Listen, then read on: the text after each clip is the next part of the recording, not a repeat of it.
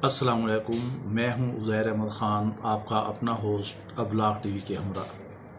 आज हम आपको बताएंगे कि आखिर हुकूमत पाकिस्तान वो जुए शीर लाने में कामयाब हो गई, जिसके लिए गुज़िश्ता हफ्ते से ये रात दिन तगोदो में लगे हुए थे कि किसी ना किसी तरह IMF इनकी झोली में कुछ ना कुछ भीख के पैसे डाल दे।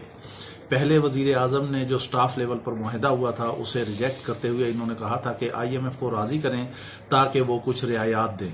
इसी तरह सिलसिला चल रहा, कल भी मुज़ाकरात जारी रहे, आज भी जारी रहे। दिन में आमदा ये खबरें थीं कि मुज़ाकरात नाकाम हो गए हैं क्योंकि पाकिस्तान और IMF दोनों अपने मौक़िफ़ पर डटे हुए थे।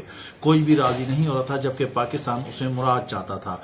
IMF ये चाहता है कि वो किसी न किसी तरह पाकिस्तान को एक ऐसे कर्जे में जकड़ दे, टैक्सों की सूरत में, महंगाई की सूरत में, बिजली की बिलों की सूरत में, गैस के कीमतों के इजाफे की सूरत में, ताकि पाकिस्तान उसके हिसाब से ना निकल सके। क्योंकि दुनिया भर की तारीख देखी जाए, जहां भी IMF गया है उसने कर्जे दिए हैं, उसके बाद उस मुल्क के नसीब में ना तो तरक्की रही है और ना ही कोई तामीर रही है। वहां बर्बादी, भूख, अफलास होती है। आने वाले बच्चे जो हैं वो मजीद लाखों रुपए के जो हैं मकरूज हो जाते हैं। अब इस वक्त स्टोरी असल क्या है? IMF ने जो है पाकिस्तान को तकरीबन 6 अरब रुपए के कर्जे दिए हैं, जो 6 अरब डॉलर के, जो इसे 3 साल में मिलेंगे। इसकी अदायगी पाकिस्तान को 39 माह में करनी होगी। अब इसके लिए शराइत क्या हैं?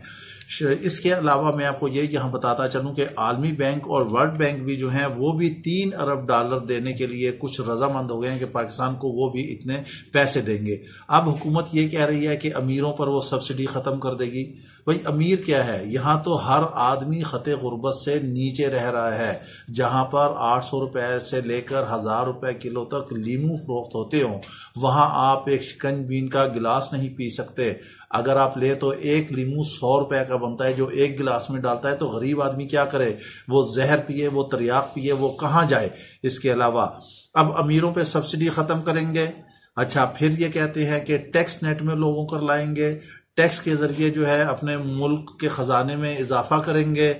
अब स्टेट बैंक को इन्होंने खुद मुख्तार बना दिया है और ओगरा को भी खुद मुख्तार बना दिया है, नेपरा को भी खुद मुख्तार बना दिया है। इन तमाम इदारों को खुद मुख्तार बना दिया है। ये लोग अपनी कीमतें खुद फिक्स करेंगे। कौम बेचारी कहाँ जाएगी?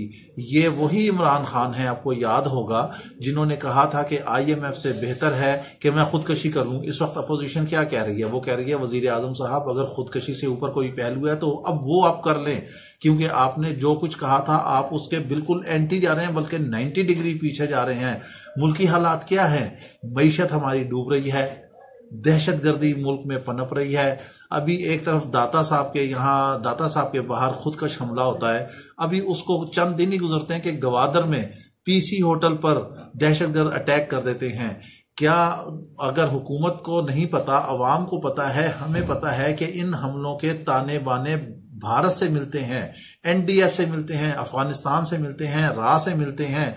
क्या हमारे जो इदारे हैं वो क्या इतने नाकाम हो चुके हैं? वो इन्हें काबू नहीं कर सकते? 5 अफराद ग्वादर में शहीद हो गए, जिसमें हमारा एक नेवी का जवान भी शामिल है, होटल के सिक्योरिटी गार्ड भी शामिल है। गो के लोगों की तो जानें बचा ली गई हैं, मगर क्या ये मईशत को हमारे धचका नहीं लगेगा? गवादर हमारा हब है, बिजनेस का हब है। आने वाले दिनों में पूरी दुनिया की नजरें गवादर पर हैं। क्या वो इतना गैर महफूज है?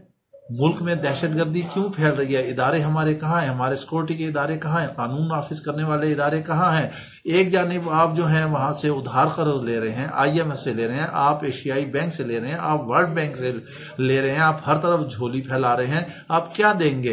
पहले आपने 100 दिन का कहा, फिर आपने 3 महीने का कहा, फिर आप 6 महीने पे गए, और अब ये आवाजें आ रही हैं कि 2 साल गुजरने के बाद देखें फिर मुल्क जो है संभल जाएगा, और आखिर में आप कहेंगे 5 साल में तो हमें जो है ये सब कुछ लुटा हुआ मिला था, खजाने में कुछ नहीं था।